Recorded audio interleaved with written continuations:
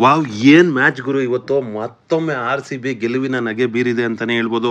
Will Jacks ಅವರು ಇದಕ್ಕೆ actually R C B ಫ್ಯಾನ್ಸ್ಗಳು ಮುಂಚೆಯಿಂದನೂ ಹೇಳ್ತಾ ಇದ್ರು, ವಿಲ್ ಜಾಕ್ಸ್ ಅವರನ್ನು ಆಡಿಸಿ, ವಿಲ್ ಜಾಕ್ಸ್ ಅವರನ್ನು ಆಡಿಸಿ ಅಂತ. ನನಗೆ ನಿಜಕ್ಕೂ ಆರ್ ಸಿ ಬಿ ಫ್ಯಾನ್ಸ್ಗಳನ್ನು ನೋಡಿ ಹೆಮ್ಮೆ ಅನ್ನಿಸ್ತಾ ಇದೆ ಗುರು. ಯಾಕಂದರೆ ಆರ್ ಸಿ ಬಿ ಮ್ಯಾನೇಜ್ಮೆಂಟ್ಗಳಿಗಿಂತ ಆರ್ ಸಿ ಬಿ ಫ್ಯಾನ್ಸ್ಗಳಿಗೆ ಗೊತ್ತಿದೆ ಯಾರನ್ನು ಆಡಿಸ್ಬೇಕು, ಯಾರನ್ನು ಆಡಿಸ್ಬಾರ್ದು ಅಂತ. ಯಾಕಂದರೆ ವಿಲ್ ಜಾಕ್ಸ್ನ ಆಡಿಸಿ ಅಂತ ಮೊದಲನೇ ಮ್ಯಾಚ್ನಿಂದನೇ ಆರ್ ಸಿ ಬಿ ಅಭಿಮಾನಿಗಳು ಅಲ್ಲಿ ಕೂಗ್ತಾ ಇದ್ರು. ಸ್ಟೇಡಿಯಂನಲ್ಲೂ ಕೂಡ ನಾನು ಹೋಗಿದ್ದಂಥ ಮ್ಯಾಚ್ಗಳಲ್ಲೂ ಕೂಡ ಪ್ರೇಕ್ಷಕರು ಕೂಗ್ತಾ ಇದ್ರು. ಸೊ ಅದು ಇವತ್ತು ಏನು ಆರ್ ಸಿ ಬಿಗೆ ಒಂದು ಅದ್ಭುತ ಗೆಲುವನ್ನು ವಿಲ್ ಜಾಕ್ಸ್ ಅವರು ತಂದು ಕೊಟ್ಟಿದ್ದಾರೆ ಅಂತಲೇ ಹೇಳ್ಬೋದು. ಆರ್ ಸಿ ಬಿ ಅಭಿಮಾನಿಗಳು ವಿಲ್ ಜಾಕ್ಸ್ ಅವರ ಮೇಲೆ ಇಟ್ಟಿದ್ದಂಥ ನಂಬಿಕೆಯನ್ನು ಅವರು ಉಳಿಸ್ಕೊಂಡಿದ್ದಾರೆ. ಕೊನೆ ಓವರ್ನಲ್ಲಿ 29 ರನ್ ಹಾಕಿದ್ರು ಗುರು. ನಾವು ನೋಡಿದ್ವಿ ಆ್ಯಕ್ಚುಲಿ ಎಸ್ ಆರ್ ಎಚ್ ಅವರು ಸೂಪರ್ ಆಗಿ ಆಡ್ತಾ ಇದ್ರು, ಒಂದು ಕಡೆ ಸಿ ಎಸ್ ಕೆ ಆಡ್ತಾ ಇತ್ತು, ಕೆ ಕೆ ಆರ್ ಆಡ್ತಾ ಇತ್ತು, ಎಲ್ಲೋ ಒಂದು ಕಡೆ ಆರ್ ಸಿ ಬಿ ಇಂಥ ಒಂದು ಪರ್ಫಾರ್ಮೆನ್ಸನ್ನು ಕೊಡ್ತಾ ಇಲ್ವಲ್ಲ ಅಂತ ನಮಗೆ ಅನ್ನಿಸ್ತಾ ಇರೋವಾಗಲೇ 16ನೇ ಓವರ್ನಲ್ಲೇ ಅದು ಜಿ ಟಿಯನ್ನು ಮಣಿಸಿ ಏನು ಒಂದು ಆರ್ ಸಿ ಬಿ ಸೂಪರ್ ಆದಂಥ ಸಾಧನೆ ಮಾಡಿದೆ ಇವತ್ತು ಅಂತಲೇ ಹೇಳ್ಬೋದು. ಮತ್ತೊಂದು ಕಡೆ ವಿರಾಟ್ ಕೊಹ್ಲಿ ಅವರು ಕೂಡ ಅಲ್ಲಿ ಅವರು ಆರೆಂಜ್ ಕ್ಯಾಪ್ಗೆ ಕಂಟಿನ್ಯೂಸ್ ಆಗಿ ಮುಂದೆ ಬರ್ತಾನೆ ಇದ್ದಾರೆ. ಕೇವಲ 44 ಬಾಲ್ಗಳಲ್ಲಿ 70 ರನ್ಗಳನ್ನು ಹೊಡೆದಿದ್ದಾರೆ ಅಂತಲೇ ಹೇಳ್ಬೋದು. ಫ್ಯಾಬ್ ಡುಪ್ಲೆಸಿ ಅವರು ಕೂಡ 200 ಸ್ಟ್ರೈಕ್ ರೇಟ್ರಲ್ಲಿ 12 ಬಾಲ್ಗೆ 24 ರನ್ಗಳನ್ನು ಗಳಿಸಿದ್ರು. ಅದಕ್ಕೆ 16ನೇ ಓವರ್ನಲ್ಲೇ ಆರ್ ಸಿ ಬಿ 206 ರನ್ಗಳನ್ನು ಕೇವಲ 1 ವಿಕೆಟ್ ಕಳ್ಕೊಂಡು ಗಳಿಸ್ತು ಅಂತ ಹೇಳ್ಬೋದು. ಆದರೆ ಗುಜರಾತ್ ಟೈಟನ್ಸ್ ಅವರು ಕೂಡ ತುಂಬಾ ಚೆನ್ನಾಗಿ ಆಡಿದ್ರು, 200 ರನ್ವರೆಗೂ ತೊಗೊಂಬಂದರು. ಎಲ್ಲೋ ಒಂದು ಕಡೆ ಓಪನಿಂಗ್ ವೃದ್ಧಿಮಾನ್ ಸಹ ಮತ್ತು ಶುಭ್ಮನ್ ಗಿಲ್ ಕಂಟಿನ್ಯೂಸ್ ಆಗಿ ಫೇಲ್ ಆಗ್ತಾ ಇದ್ದಾರೆ ಅಂತಲೇ ಹೇಳ್ಬೋದು.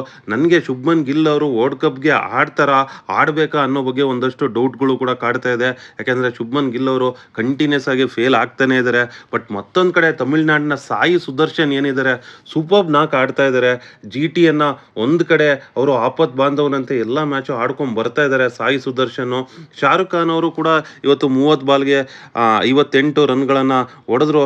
ಡೇವಿಡ್ ಮಿಲ್ಲರ್ ಅವರು ಕೂಡ ಅವ್ರಿಗೆ ಏನೋ ಒಂದು ಹೆಸರಿತ್ತು, ಆ ಮಿಲ್ಲರ್ ಅನ್ನೋ ಒಂದು ಹೆಸರಿಗೆ ಅವರು ತಕ್ಕನಾಗಿ ಆಡ್ತಾ ಇಲ್ಲ ಜಿ ಟಿನಲ್ಲಿ.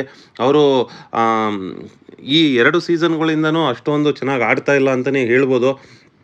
ಮತ್ತೊಂದು ಕಡೆ ಆರ್ ಸಿ ಬಿ ಇವತ್ತು ಗೆಲುವಿನ ಲಯಕ್ಕೆ ಮರಳಿದೆ. ನಾನು ನನ್ನ ಹಳೆ ವಿಡಿಯೋದಲ್ಲಿ ಹೇಳಿದ್ದೆ, ನನ್ನ ಸ್ನೇಹಿತರು ಮಂಜುನಾಥ್ ಅಂತ ಒಬ್ಬರು ಹೇಳಿದರು ಆರ್ ಸಿ ಬಿ ಇನ್ನೂ ಇರೋ ಎಲ್ಲ ಮ್ಯಾಚ್ಗಳನ್ನು ಗೆಲ್ಲತ್ತೆ, ಪ್ಲೇ ಆಫ್ಗೆ ಬರುತ್ತೆ ಅಂತ. ಈ ರೀತಿಯ ಆರ್ ಸಿ ಬಿ ಫ್ಯಾನ್ಗಳು ಇರೋದ್ರಿಂದನೇ ಆರ್ ಸಿ ಬಿ ಮತ್ತಷ್ಟು ಶಕ್ತಿಯೊಂದಿಗೆ ಮುನ್ನಡೀತಾ ಇದೆ ಅಂತ ಅಂದ್ಕೊಳ್ತೀನಿ. ಆ್ಯಕ್ಚುಲಿ ನಾನು ಒಂದು ವಿಡಿಯೋ ನೋಡ್ತಾ ಇದ್ದೆ, ರವಿಚಂದ್ರನ್ ಅಶ್ವಿನ್ ಅವರು ಒಂದು ತಮಿಳು ಚಾನಲ್ನಲ್ಲಿ, ರವಿಚಂದ್ರನ್ ಅಶ್ವಿನ್ ಅವರ ಓನ್ ಚಾನಲ್ನಲ್ಲಿ ದಿನೇಶ್ ಕಾರ್ತಿಕ್ ಅವರನ್ನು ಇಂಟರ್ವ್ಯೂ ಮಾಡ್ತಾ ಇದ್ರು.